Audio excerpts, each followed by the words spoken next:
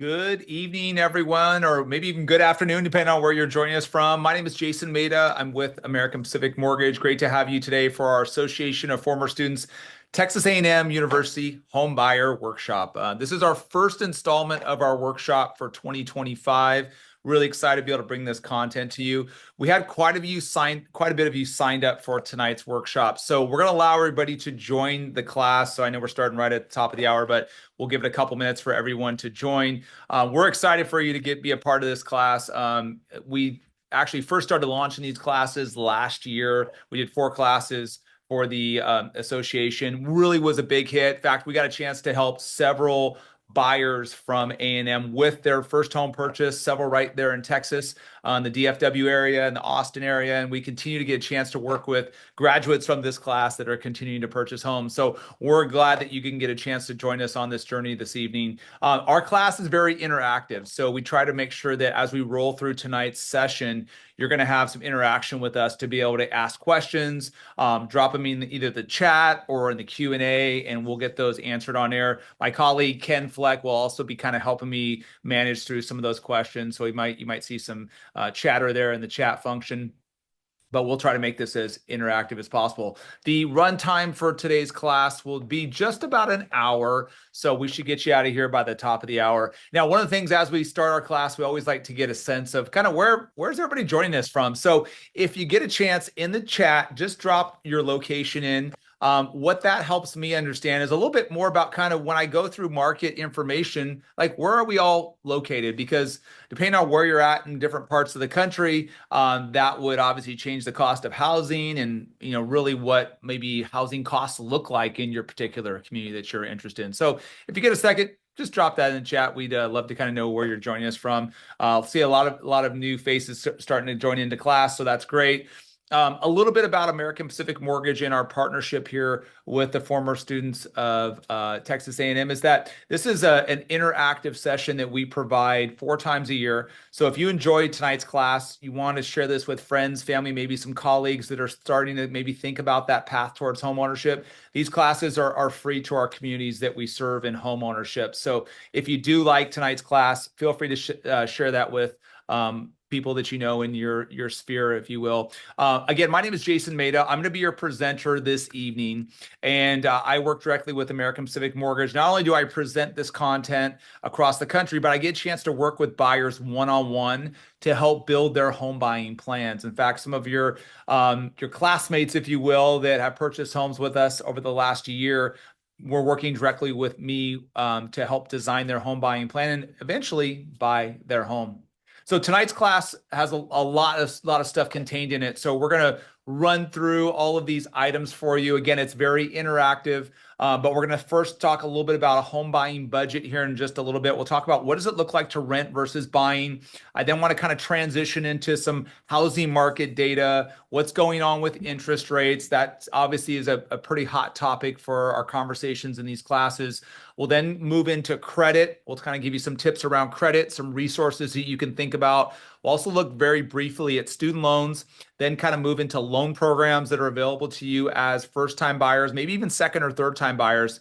Also, like what kind of documentation should I start gathering if I want to kind of maybe look at some of my options in home buying.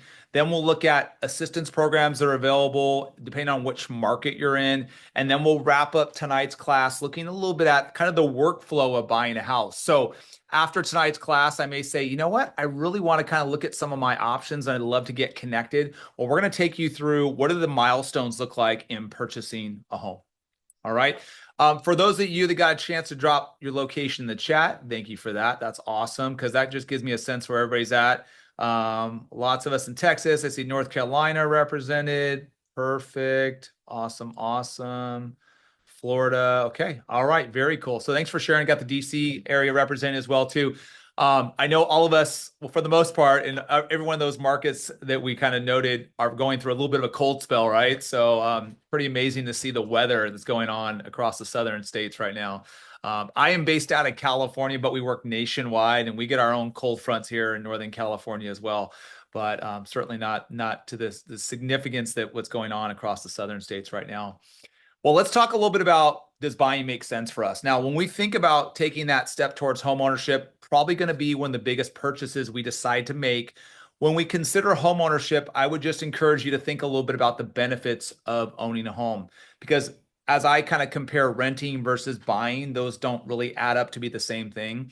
Because when you think about home ownership, now you're controlling your budget that you have on a monthly basis, right? I don't have to worry about my landlord sending me a lease agreement that has a 10% increase in my rent costs. This is a property that hopefully will appreciate over time as my home goes up in value. So I purchased it for X amount, home increases in value. The difference between what I owe on my home as part of my mortgage balance versus what the value is, that difference is called home equity. And because this is an asset that hopefully will continue to grow over time, it has the opportunity to create generational wealth for your family. And a lot of buyers also don't consider the tax benefits that can potentially come along with owning a home. So when we think about designing our plan for home ownership, we got to really factor that into the equation, because really it's not an apples to apples comparison of rent versus buying. So to take you kind of through an example of that, I always like to open up our rent versus buying calculator with our audience, just so you can get a sense of like, how does it stack up of renting versus buying? Quick side note for our audience, all of today's presentation material, we're going to push back out to you via email tomorrow. So since you signed up for tonight's class, we're going to get you all the presentation material, but we're also recording tonight's class. That'll be up on our YouTube channel tomorrow. So if you want to share that with others or just to kind of look back of what we've talked about in tonight's session, you can always feel free to tune into that YouTube version as well. Well, the rent versus buying calculators is shown on screen now. And kind of here's what this looks like. We're going to look at a rent scenario, which we got to put a what if scenario in there for us for tonight's discussion. But let's assume that we're paying $2,500 a month in rent. Let's also add under the rent equation that we're paying $1,500 a month in renter's insurance. And then we're going to make the assumption that every year when I renew my lease, that my rent will probably go up 4%. All right, so that's on my rent side. Of course, we're not going to include utilities and all that stuff, because at the end of the day, in home ownership, you're still going to have probably very similar utilities, or maybe potentially higher, obviously, if you buy a bigger place. Now, on the home purchase side, we're going to assume a $450,000 purchase price. The minimum down payment for those of us as first-time buyers is 3% of our purchase price. And we'll look at some loan program guidelines in just a little bit, but ultimately that's 3% of the purchase price. So that goes into our home purchase equation. The property taxes that we're going to pay on our house, those will vary based upon where we're going to buy in the country. And then we're going to look at homeowners insurance as an expense. Homeowners insurance is a hot topic as I build plans for clients, because the reality is, depending on where you're at in different parts of the country, there are higher insurance rates that you're going to incur as a future home buyer, especially if we're in like fire zones across the country. Of course, in our Southern California markets, we're going, obviously that's just a really tumultuous time right now in the Southern California markets, and a lot of clients impacted in those communities. Certainly homeowners insurance in like a California market looks a lot more expensive. We're also seeing that in Texas markets where we're seeing higher insurance rates. So there's different perils that you have within homeowners insurance policies that are covered. Some may be more expensive than others. And then along that the home purchase equation, we also want to factor in maintenance costs. So the more aged my home is, that could be more expensive in terms of the upkeep of my home. So we just plugged in $1,000 of maintenance costs. That can obviously vary for each homeowner. And then under loan information, we have a 30-year fixed mortgage, which is going to be for most first-time buyers. We put an average interest rate of 7%, which we're going to spend some time talking about interest rates in just a bit. And then we have origination costs. And let's talk a little bit about that. So when you purchase a home, there's a thing called closing costs. And closing costs are expenses in a transaction beyond your down payment. Those expenses can include lender costs that originate your loan. Those can be title and escrow fees, attorney costs. Those can be costs within your county for the transfer of ownership called transfer taxes, recording costs. Those all will fall under closing costs. And generally, we recommend most buyers to budget 2 to 3% of their total purchase price in closing costs. Now, closing costs will vary by each transaction, depends on ultimately what's negotiated with the seller, but those fall under closing costs. Now, specific to the loan side of things, there's origination charges. Now, one of the additional benefits that we provide in our partnership with A&M is we actually discount our origination cost by $750 in our partnership. So that's one of our kind of our value adds for you as well. But origination charges ultimately are part of the closing costs equation. Now, let me explain the next section here, which is called discount points. Discount points are ultimately when a client decides to bring down their interest rate with additional funds out of pocket. And a point is equivalent to 1% of your loan amount. So if I finance $450,000 and I'm paying 1 point, that means I'm paying $4,500 upfront in cost. Now, that usually translates to about a 0.25% reduction in my interest rate. So if I'm paying $4,500 out of pocket, maybe my 7% rate is 6.75%, right? All that being said, not something I would necessarily recommend for most buyers in today's market. And the reason for that is because the return on investment for those type of costs is usually about 3 to 4 years. But those that are going to enter today's housing market and buy their home, they're probably going to consider refinancing in 24 months, maybe even less, depending on what the market's doing. So you're not going to necessarily get the return on investment with that type of outlay of cost. So we don't generally recommend paying discount points.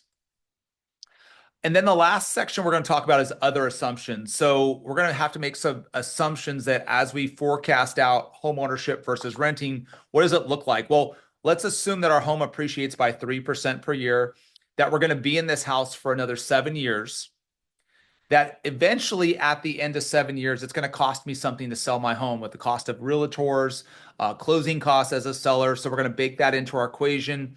We have state and federal tax rates that are going to be applicable. And then finally, we're going to kind of match that up to maybe what a savings rate looks like if I was to kind of hold on to my cash and decide maybe not to purchase. Well, so when we kind of bake that into our calculation, here's what it looks like. So if I decide to continue to rent, which is totally okay, my rent costs are going to be lower, right? So in fact, if you look at your rent, it's roughly about $2,500 a month. But if I try to jump towards home ownership, I have an uptick in outgoing expenses to $3,900 a month. However, my opportunity cost, if I put those side by side, is for an improvement of about $59,000 over the next 7 years of owning a home versus deciding to continue to rent. So that's really where the opportunity lies for us as potential first-time buyers. Now, how do I get there? Well, how I get there is the appreciation of my home, my controlling of my expenses, right? And then potential tax benefits that have come along with owning a home. So, as we consider home ownership, I would encourage you to take some time to dive into that calculator yourself. I mean, all of us have kind of different financial scenarios with our current rent status, whether that's renting a room, renting an apartment, a house, or maybe I'm still living at home.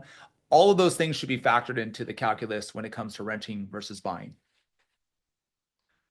All right. Now, I want to kind of take us through like what's going on in the housing market. I know we're kind of all spread out across the country, which is great because that gives us different perspectives on different housing markets. Let's take a look at national trends from a housing perspective. So median house price out there right now is about $427,000. If we were to kind of look at the trend in market right now, I would say fairly flat right now. Some of that is just driven behind the cycles of the year or the seasonality in housing markets. So obviously it's really cold right now, not necessarily super active with buyers right now. But that seems to be changing a bit. And so generally, when we're in the January, February, Marches, kind of slower times in the housing market, not a lot of buyers active. But when we move into more of the spring buying months, April, May, June, we start to see a lot more buyer activity out there. But this year seems to be a little bit different. I do see more buyers starting to enter the market earlier. I think some of them, maybe sensing that they want to kind of jump on the market now before it gets a little too crazy in the spring and summer buying months. But historically, spring and summer are a little bit busier. We kind of almost look at it like after Super Bowl weekend, that's when the buying season starts to heat up. But it feels like 2025 is a little bit different. I think that might be a bit hinging on what are interest rates going to do and what's the consumer kind of speculating what rates are going to do. Well, rates right now on average have been bouncing around that 7% level. In some regards, that 7% is kind of a psychological level with buying, because if we can get below 7%, we probably will see buyer appetite start to increase a little bit. But as interest rates eventually go down, and they will, buyer demand generally picks up. Now, the trade-off for that is if you have higher demand pushing up, but you have a limited supply, which we didn't comment on the housing section, is a challenge for us out there. If we have limited supply, prices will move up. And obviously, affordability is challenging as it is right now. We can't afford higher prices of homes. So interest rates will drive a lot of what's going on with buyer behavior, but also what we'll see with purchase prices down the road. Now, what's interesting when I talk with buyers that maybe haven't familiarized themselves with the housing market over a longer span of time, many of us think that we're going to re-enter a 2.5 or 3% interest rate market that we saw back in 2021. Well, that more than likely will not happen, and we probably don't want that to happen given what we all went through globally in that time, in that span of 2 years. But interest rates did touch on 2.5% at their lowest. Historical levels have interest rates pointing to about 5.5% on a historical. What you can see on the left side is our 20-year snapshot of interest rates. So you can see 2.5 was the lowest point we've seen in the last 20 years. And then on the right side, we have interest rates over the last 12 months. Well, currently today, we're at elevated interest rate levels. And a lot of that is dictated by what the Federal Reserve is doing with monetary policy. Federal Reserve has raised the federal funds rate to help combat inflation, the cost of everything, right? We're starting to see inflation improve, which is good news because subsequently we're seeing the Federal Reserve start to cut back or make interest rate cuts to the federal funds rate. In fact, we got a rate cut in December. We're hoping for another potential rate cut in March, but it will be data driven. There's kind of two big drivers for interest rates. It's inflation for the Federal Reserve. It's also what are the labor markets doing right now. So got a little bit of good news on the interest rate front in the last week. We had an inflation reading for we call it the Consumer Price Index report that came slightly below expectations, which was good news. We also had one of the Federal Reserve governors come out and speak a little bit about what his thoughts were on the market and potential increased rate cuts in 2025. That gave us a nice little lift in markets. So that kind of pushed interest rates down a little bit. But interest rates change daily in the market. In fact, they can change by the minute based upon kind of what's going on in the financial markets. And many consumers don't understand that there's different aspects to interest rates, and there are different characteristics that make up interest rates. Credit eligibility plays a role in interest rates. So the higher my credit score is, that could potentially bring down my interest rate. What type of product am I going to elect? How much do I decide to finance? Does my down payment look like 3% or is it 20%? Those things could impact what my interest rate ultimately is.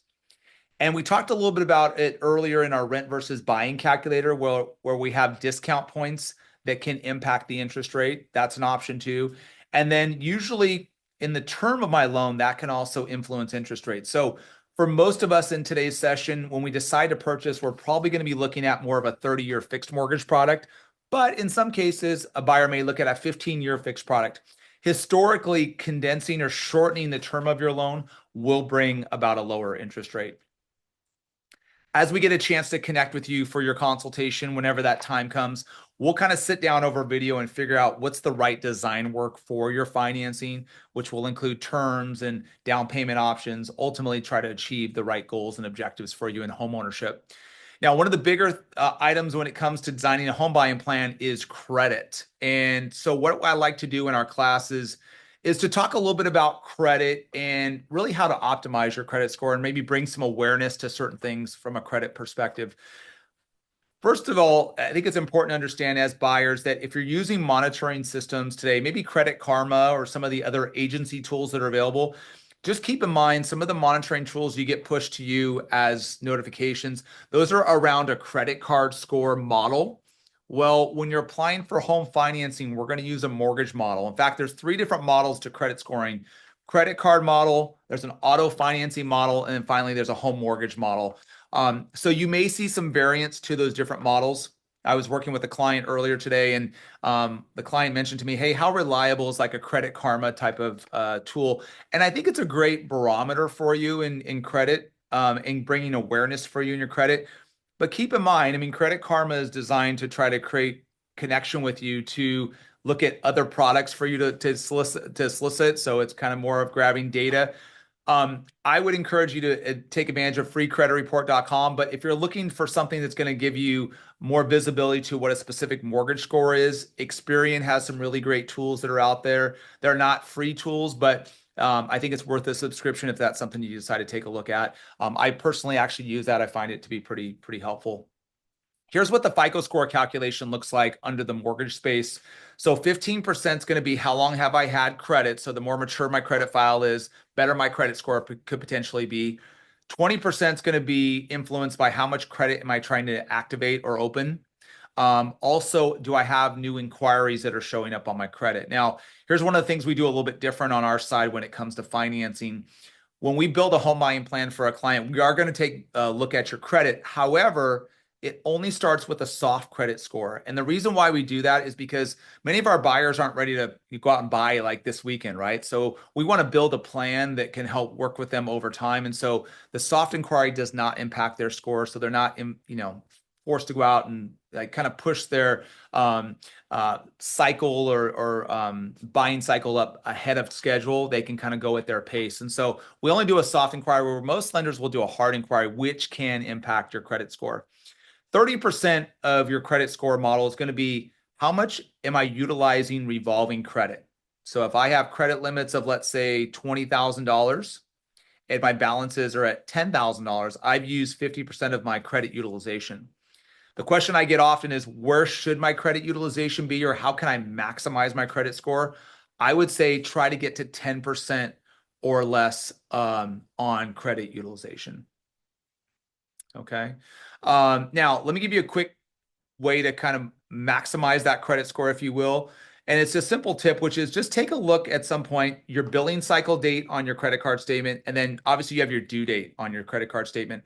If you're in the habit of making your payments on your due date or paying it off on your due date, that's great. Nothing wrong with that. But what's interesting is on the billing cycle date is actually when the credit card issuer posts all the data on your account to the three agencies. You guys all know those three agencies. It's TransUnion, Experian, and Equifax.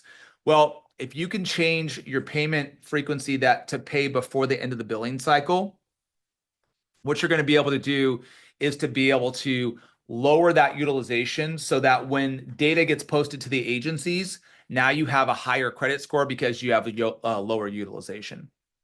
Finally, payment history is the last of the weightings for the credit score model of mortgage, and that's 35%. So it's the biggest influence. What I would say of this section is that you're looking at delinquencies that are measured at 30-day lates, 60-day lates, and then 90+ day delinquencies. If you've had any lates in the last 12 to 24 months, those are going to be the most impactful to your credit score. So if I had a late payment back in 2022, now I'm about 2 years outside of that, but the further I get away from that event, the higher my credit score is going to eventually start to go. All right. Okay, I want to make sure I wasn't missing anything in the chat. I saw a few conversations in there. Looks like Ken got you handled. So awesome. Now, every loan product has a minimum credit score. We have those on screen here, and we're going to talk about guidelines in just a little bit. Now, bigger events that appear on your credit report, like maybe a bankruptcy or a short sale, maybe a foreclosure, those are going to have a longer legacy effect, if you will, on your credit report. But as we graduate away from or get further away from those events, the higher my credit score could go. Now, every agency posts a credit score, and they all have different numbers, right? You're not going to have the exact score on every agency's reporting because they all have different risk models that they assess at. In lending, we use the middle score of all three bureaus. So let's say, for example, my highest score is 780, my middle score is 760, but my lowest score is 740. Well, as it goes in lending, I'm going to use 760 as the score when it comes to determining product eligibility, interest rate, maybe even mortgage insurance if I decide to put less than 20% down. So that's that scenario. Now, if I'm going to add my partner to the loan application, and let's say my partner scores are slightly lower, maybe my partner scores are 720 is the highest, 700 is the middle, and then maybe 680 is the lowest. Well, in lending, we always take the lowest middle score between both applicants. So in this case, my partner score is slightly lower at 700. So then my interest rate, my product offering, maybe the mortgage insurance will be based upon that 700 credit score. All right, so that's kind of just a few tips around credit. And before we leave this section, I do want to kind of highlight a credit matrix. Maybe you've been kind of wondering how long that hard inquiry that you did 6 months ago, how long it's going to stay with you on your credit report. It'll appear for 2 years on the credit report, but the impact on your credit score will be in the most recent 6 to 12 months. Bigger events, like we mentioned earlier, they'll last longer on your credit report. But as I move further away from the event, the less impact or maybe improvement I'm going to see in my credit score. You may have, and I'm going to kind of highlight this little blurb down here at the bottom. We've been talking about medical debt not being added on credit reports since 2023. Apparently, I'm hearing more and more chatter that's actually going to go in effect with the credit agencies this year. That being said, we're speaking specifically about collections that are as a result of medical debt. So maybe I had an emergency bill that was $5,000 and my insurance company didn't pay for it, went to collections. If that now appears on my credit report, potentially in 2025, that would not be on my credit report. All right. Okay, I think we're doing good. Okay, all right, perfect. And again, if you have any questions as I'm rolling through tonight's session, don't hesitate to drop those questions in Q&A or use the chat feature. I know Ken's helping me out with some of the questions that are coming in. And as a reminder, we are recording tonight's class, so we're going to have that up on our YouTube channel tomorrow, so feel free to take another view at everything. Obviously, take some notes in tonight's class, and feel free to share the link for tonight's class as well. Let's talk a little bit about student loans. Student loans obviously are part of the equation when it comes to financing. Right now, most federal student loan debt is in forbearance. So if you're trying to activate new income-based repayments, it's a little bit challenging. But if you're currently in an income-based repayment program, we can use that payment right away to qualify you. For example, if I had, say, $75,000 in student loan debt and I'm currently repaying at $250 per month, well, that payment can be used right away for qualifying. If I just graduated in the fall, for example, and let's say I have not started my student loan payments yet, right? But I will eventually, right? So if I'm not on an income-based repayment amount, but I want to qualify for my mortgage right now, by default, a conventional Fannie Mae loan would assess 1% of that $75,000 balance as the payment. So it would be like $750 per month. Or if I'm doing an FHA loan, we would assess 0.5% of the balances, which would be $375 a month. So those are kind of two different ways that we would have to look at it if one of our clients was not in an income-based repayment program. So even though I'm in forbearance, maybe I'm back working on my graduate program and I'm like on deferment, as a lender, if I'm trying to qualify for a mortgage today, I still have to count some type of payment as it results in student loan balances. Okay. So a question popped in the chat. I'll just kind of comment on really quick. And question was, what are the benefits of co-borrowing, or why do people co-borrow? So co-borrowing would be basically applying with someone else, ultimately to help make up any maybe deficits that you have individually in qualifying. Maybe it's because of income. Maybe it's to strengthen things from a credit perspective. That's generally why you would bring in a co-borrower. There's also I think, and you may maybe referring to maybe co-signing, because that co-signing is kind of where we see that, where someone can be a co-signer, maybe not have occupancy in the property, but using some of their financial worthiness, if you will, to help kind of support that buyer's qualifying. Most first-time buyer programs across the country will not allow co-signers or co-borrowers that are not either A, first-time buyers, and really B, it's not really an or, it's and that are not going to occupy the property. You would have to occupy the property as a primary residence. All right. Thanks for that question.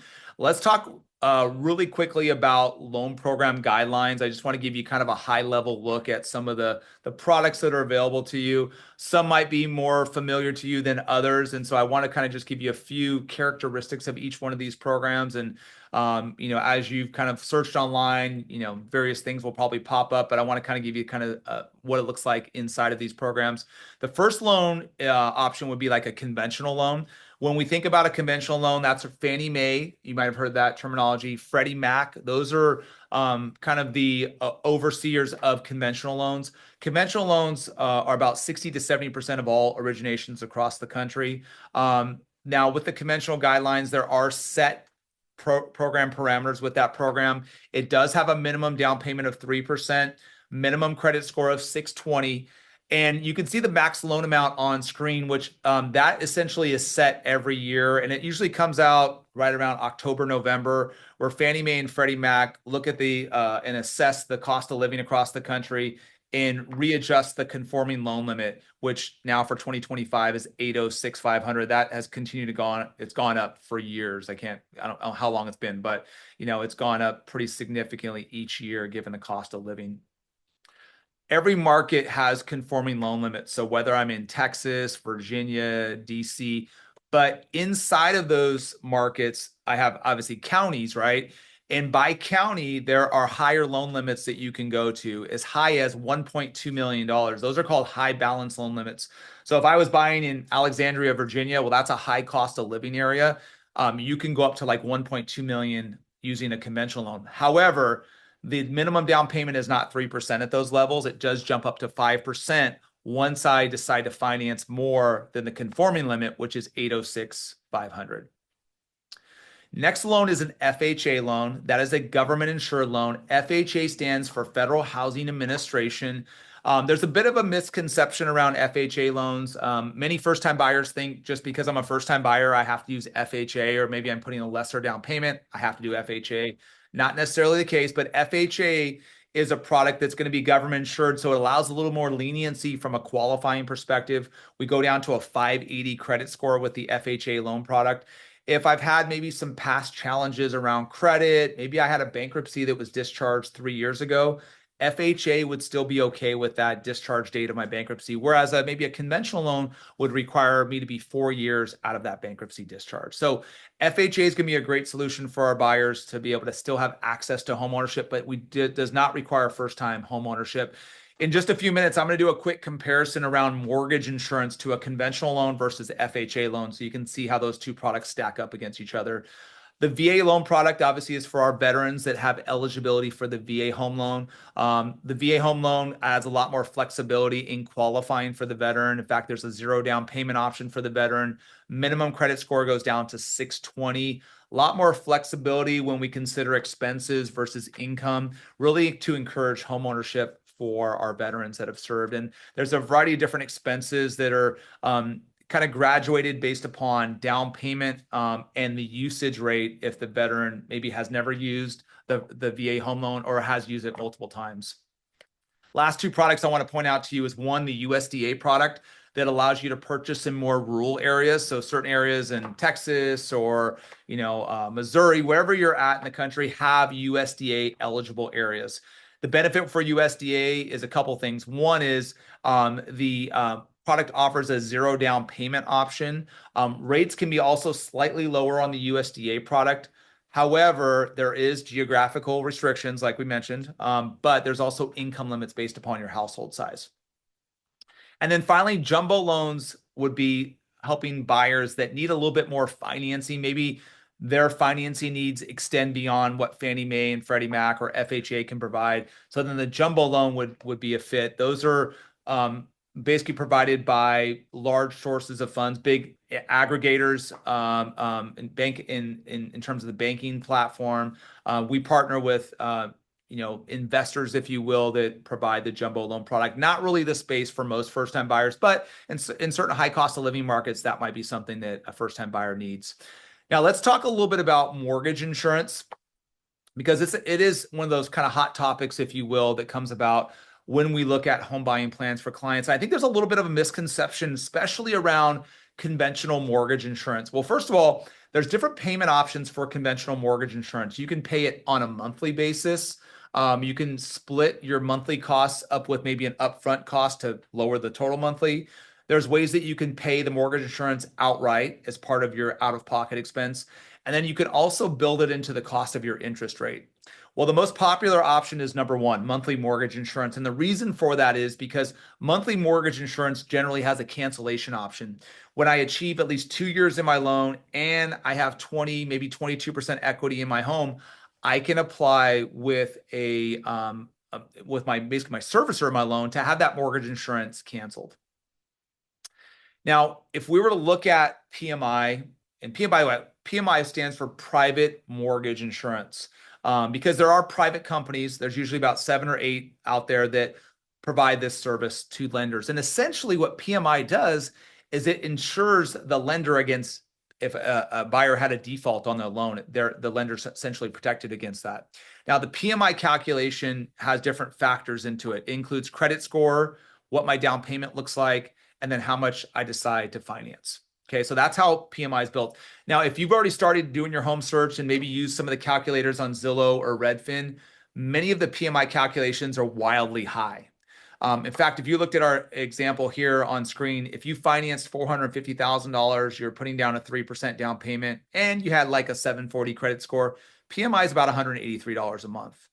Some of those calculators online may look like $300 or $400 a month just for PMI. So we'd encourage you to use our AP calculator, which we're going to talk a little bit about in our latter part of our today's session. But that just kind of gives you a glimpse at what actual PMI costs look like. Now let's compare that to FHA, where FHA is government insured, lower credit score requirements, a lot more flexibilities for buyers, but allows a buyer to enter home ownership. And with the expenses around PMI for FHA, it is government insured, so they have two expenses. One is monthly mortgage insurance, which is usually 0.55% of the total loan amount, but there's also a one-time upfront mortgage insurance premium, which is 1.75% of the loan amount, and that gets added into the total amount financed.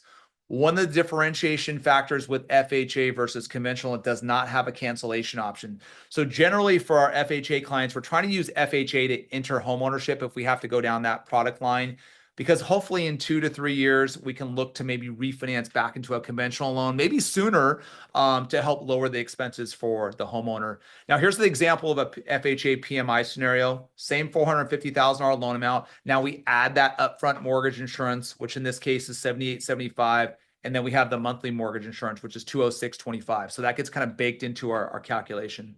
So clearly a little bit of expense differentiation between FHA and conventional, but I think I would get us to kind of really look at the overall qualifying, and as I get a chance to meet with you to design your home buying plan, we'll figure out the right product that makes the most sense for you, given down payment, credit qualifying, and then kind of your overall goals with home ownership. All right, before we jump into just some quick thoughts around like income and qualifying for home financing, let me just take one of our questions really quick, which is, how do you identify a loan which does not have a penalty for paying off early? Well, most products, I would say every product that I offer has no prepayment penalty. So you can accelerate principal payments at any time. So if I have a $2,000 mortgage payment, I want to pay $500 extra, I can make that $500 right to my principal payment on a monthly basis. So there are unique products out there which I don't offer that will maybe have penalties assigned to them because they're what we call non-QM loans, which are kind of for more unique circumstances, whether it's around qualifying income or the type of property. But any products that we're talking about today have no prepayment penalties. All right, great question. I appreciate that.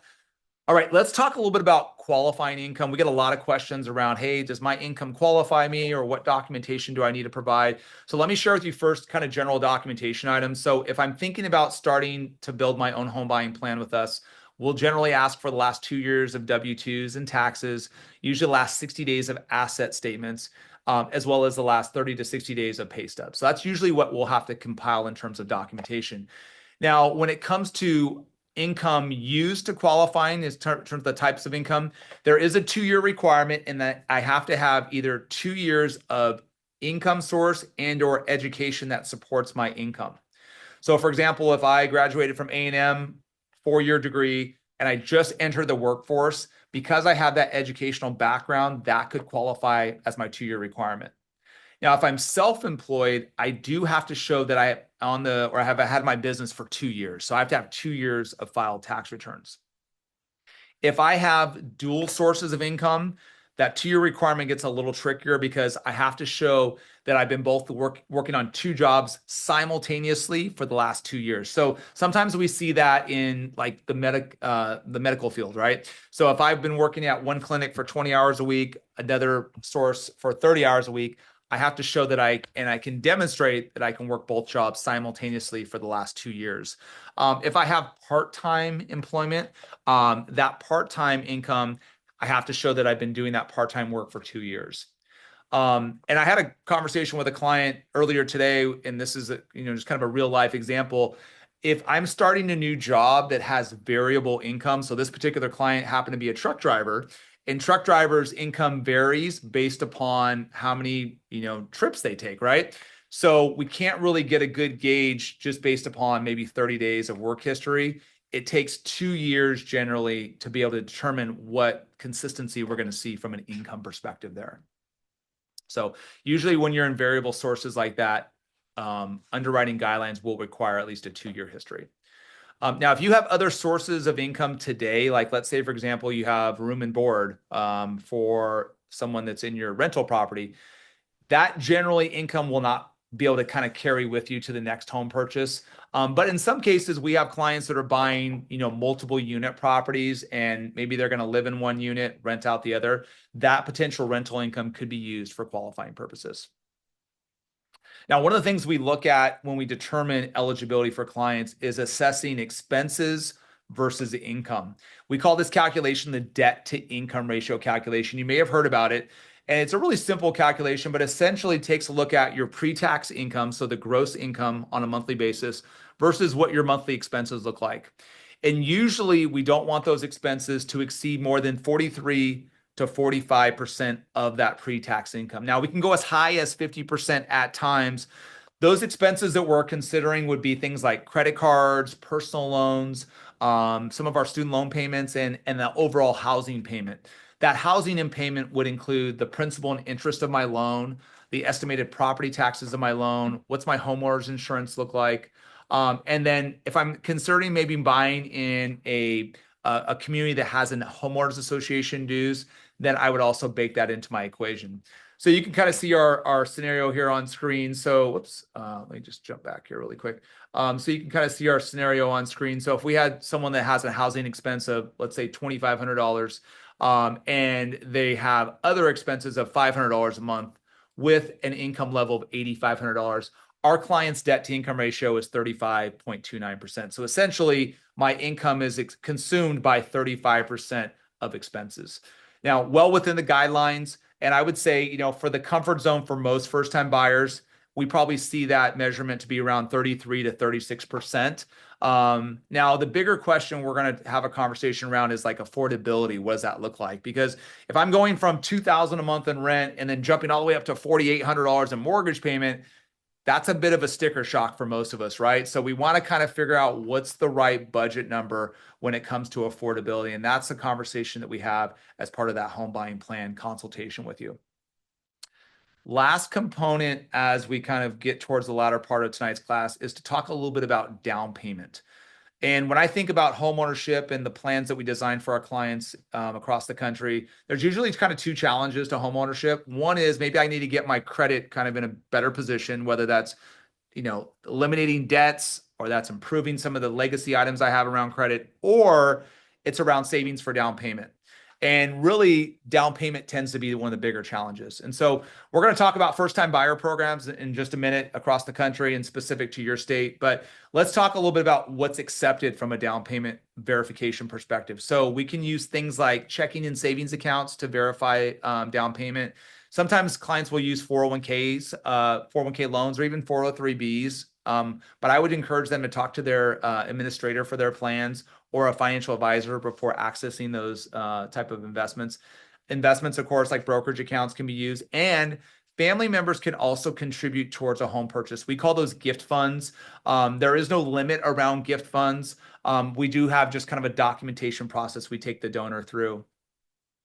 Now, as we learned earlier, the minimum down payment for a conventional loan is what, 3%. And we have that plus closing costs. We're going to walk you through some scenarios tonight and kind of what that looks like. But I want to take you through a really simple approach to kind of frame up like how do we start saving for home ownership. Now, many of you in maybe tonight's class are ready to go. Like I have my money saved, I'm in a good spot.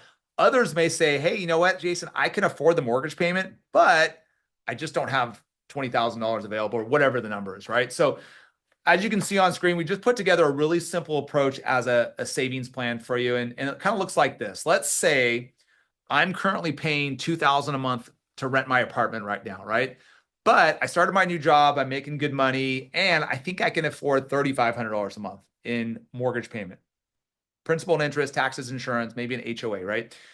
So clearly from a monthly budgetary perspective, I can afford a house, but I just lack the savings. So what if I decided to start paying myself into my savings account like I'm making that mortgage payment today? So instead of, just paying the $2,000 to my landlord and spending the rest of my $1,500, take that $1,500 and create the discipline of transferring $1,500 to my savings account on a monthly basis. And before the end of, by the end of 6 months, we've kind of pushed our savings down to $9,000. By the end of the year now, we're at $18,000. And it's not only created that savings for ourselves, but it creates that discipline that when I do find that house I really love and I'm willing to pay $3,500 a month, not only am I more financially fit for that house, but it's not such a big sticker shock for me when I decide to go on that path towards homeownership and eventually start making my payments. So that's called our savings plan. Hopefully you'll kind of find that useful for you as you're considering homeownership. Now, there's also a lot of great first-time homebuyer programs that are available to you. And I know our guests tonight are all across the country, so we won't have time to go over every first-time homebuyer product specific to your state, but I would encourage you, get connected with me after tonight's call. We'll kind of go through a deep dive on what's available to you because there are a lot of great resources. Generally, every state has what we call is an HFA or housing finance agency that will support you in homeownership. So whether you're in DC, whether you're in Florida, Texas, Missouri, California, there will be some type of variation of an HFA available, generally to low to moderate income households. There are some national programs that are available, like the Freddie Mac Borrow Smart program allows you to get a grant towards your closing costs, essentially. In Texas, because I know a lot of us are in Texas, there's the My First Home product that's available in Texas, which would allow you to get up to 5% of your sales price in assistance. And there's also some forgivable programs if you meet certain income thresholds where you don't have to pay back those funds to the program. Just yesterday, I was actually working with one of our fellow A&M alum to build a home buying plan. And one of the things we talked about that's offered in Texas is called an MCC. So it's called a Mortgage Credit Certificate Program that are available in certain counties in Texas. Essentially, what an MCC does is allows you to get back in the form of a tax credit up to 20% of the interest you pay on your mortgage on an annual basis. And so that's a really great tool that's available to those that are deciding to purchase in Texas. So if you're paying $10,000 a year in interest on your mortgage, well, you could get a tax credit of up to $2,000 annually on your mortgage. So really cool opportunity there. But I would encourage you, if you're interested in first-time buyer programs, let's get connected after tonight's class and we can give you some more of those resources. Let me take one quick question and then we're going to talk a little bit about the buying process. And I think we're doing okay on time, it looks like. So that's good news. So the question is, if you have used your credit cards for most of your day-to-day, or you're using for most of your day-to-day costs to maximize rewards or mileage, so forth, will that skew your debt to income ratio against qualifying? So, a lot of us, myself included, use credit cards for daily expenses. But I think the key there is if you're trying to push down that utilization, take our tip from earlier, which would be try to pay down those balances before the end of your billing cycle. Because if you can do that, then you're going to have a lower balance that when the credit card issuer pushes out the data out to the 3 agencies, you'll have a lower utilization and hopefully a higher credit score. All right, thanks for the question. So let's talk a little bit about our buying process. I'm going to just give you a look at what does the 6 steps of home buying look like? Because, as you've attended this class now, we're almost through the class, a lot of clients are trying to figure out, like, where do I go from here? I'm thinking about home ownership, but I don't know where to start. So let's talk about step 1. So step 1 is the pre-approval process. That's when we put together your eligibility for your home financing. A pre-approval is a really simple process. It starts with our get started information, which is a three-step process. Essentially, is completing an online application. You upload some of the documents we shared with you earlier in tonight's class, and then finally scheduling a consultation with us. And we meet one-on-one over video to design your home buying plan. And then as we finish up that plan, we issue to you a pre-approval, which kind of really starts us at step one. And the pre-approval is usually good for 60 days. It can always be recertified at any time. That pre-approval just essentially gives you a baseline of qualifying for your home ownership. Now, step two, which some of you in tonight's class have already maybe even done step two, which is house hunting, because it's really easy, right? We can all start looking at homes online right now. But ultimately, now once you're pre-approved, now you can officially start making offers on homes. We encourage you to connect with the local realtor to kind of have that resource to not only find a home, but help you negotiate your price of your home, maybe negotiate inspections that are needed on your home. As we partner with your realtor during the house hunting phase, we can always update your pre-approval based upon maybe some of the properties that you're interested in.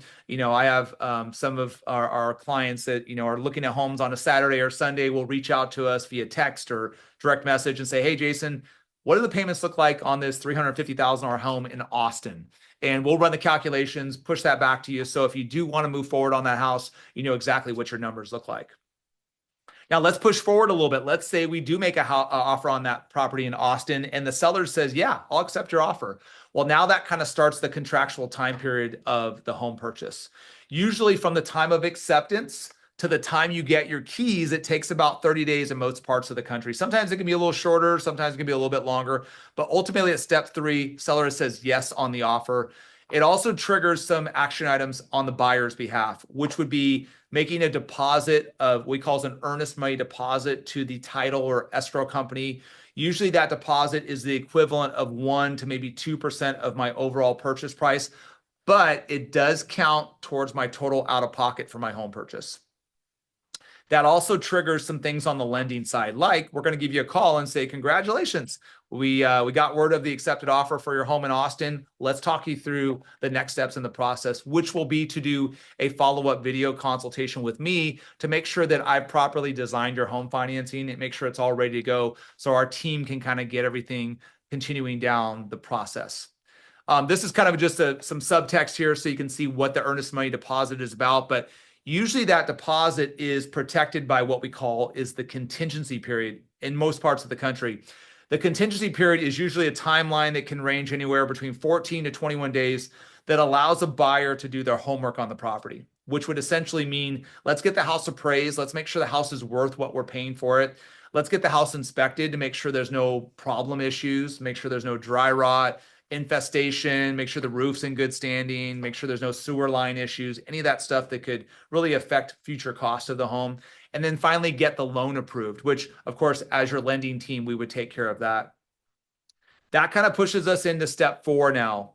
Step four is the processing and the underwriting of the loan. That's a lot of the administrative tasks that we do. We're going to verify your employment, the assets you're using. Maybe we're providing documentation for the first-time buyer programs. And let's talk really quickly about rate locking. So that's a big question that comes up for a lot of buyers.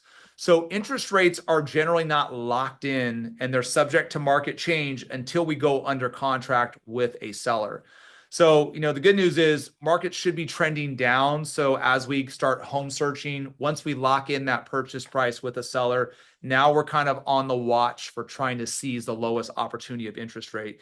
Now, we would consider ourselves kind of experts in kind of working through the markets and understanding the markets. We monitor rate activity every day beginning at 6 a.m.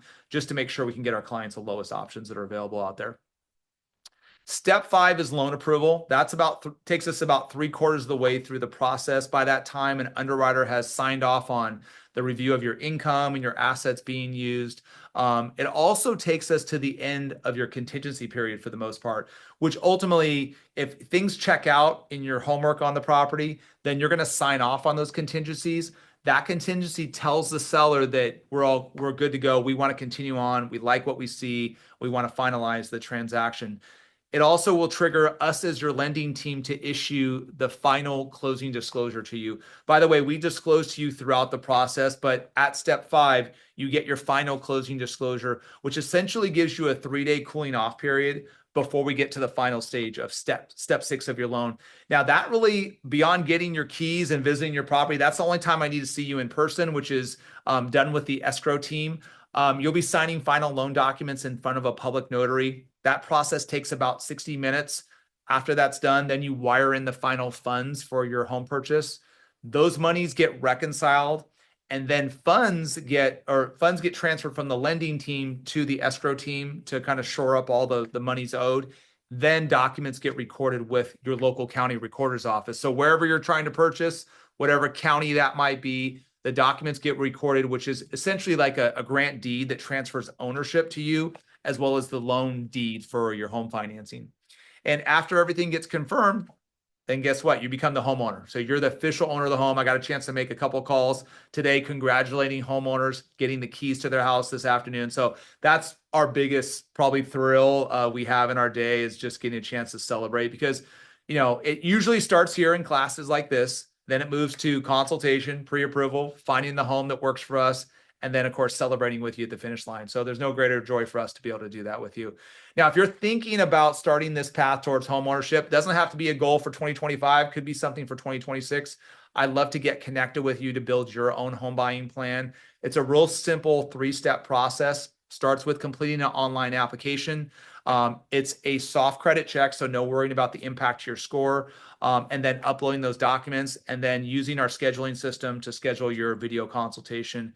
Our clients want to understand their options, what their budget looks like. What does it look like in today's market? We're going to kind of map out that comprehensive plan for you during that free consultation. It's something we provide for our clients all across the country to really serve our communities in home ownership.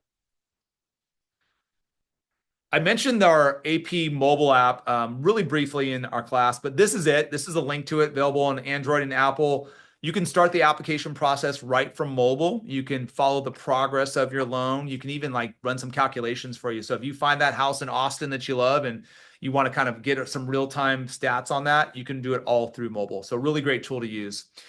And as we're wrapping up tonight's class, I just want to kind of spotlight other partnerships that we have all across the country. So if you have friends, family, or coworkers that think would benefit from some of our resources available in our educational library, have them come check out some of our classes. We're really proud of what we present to our communities, especially proud of what we're doing with the Association of Former Students at A&M. But, we'd encourage you to kind of share some of this content with others. Here's all my contact information. If you do have some questions after tonight's class, get connected with me. You can message me, send me a quick email, call, whatever works good for you. Again, this class is being recorded, so it'll be up on our YouTube channel, so you can check out that, as well as other options or resources we have available on our social platforms. We try to put a lot of good content out there in our local communities that kind of support our mission to create homeownership opportunities in our communities. So with that said, we're gonna be at the end of tonight's class. We're just inside of the top of the hour, but I've seen a few questions come in as we've gone through tonight's presentation. But I do want to open it up for any questions. So if you do have some questions, just drop those in the chat feature, or I got to make sure our Q&A is working, but I think Q&A is open as well too. So whatever works good for you guys, we'll get those answered. And let me see. Actually, I think I had a question that came in. It looks like I might have missed it, but what is escrow? So that was a question that came in. Escrow, that terminology is used in a couple different areas in a home purchase. An escrow company is essentially the company that's going to kind of be the third party when it comes to the transaction of the funds. So deposits are made to the escrow company. The loan funds go into the escrow company. They usually work in conjunction with a title company, which is procuring all the title work, like the transfer of ownership and looking at the legacy of the home, the historicals, make sure there's no issues with the title to the home. So title and escrow usually work in tandem. The other side of that, escrow as it relates to escrow impound accounts for taxes and insurance, which essentially has a lender administrating the payments of your taxes, property taxes, and your homeowner's insurance through your mortgage. So sometimes those terms get a little confused. Another question, is there a rule of thumb for when a homeownership becomes a better ROI for having a lower rent and investing the difference? I think I would just go back to our rent versus buying calculator in case you missed it at the beginning of tonight's class. I would run those calculations and see where your ROI needs to be, because I think it varies for everyone. But I think if you're trying to buy an investment property, maybe that's a different conversation. Most investment property purchase will require like at least 10% down payment. I personally, if I'm buying an investment property, I at least would want to break even on a monthly basis, which in some markets might be tough to do given the cost of housing right now. So that would be something you'd have to kind of measure for yourself. Thanks for that question. Awesome. All right, I know a lot of us still hanging in there. Any other questions from our audience?